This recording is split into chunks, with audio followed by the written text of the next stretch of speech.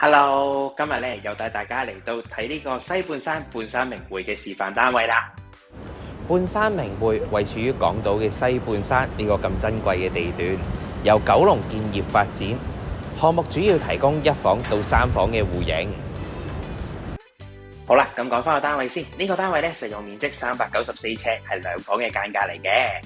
雖然呢個單位咧就394尺，但係入到嚟客廳咧個感覺都非常之寬敞。入邊咧可以擺梳化啦、電視機啦，亦都可以擺到餐台添。一入到嚟啦，你會見到個開放式嘅廚房，增加咗單位嘅空間感。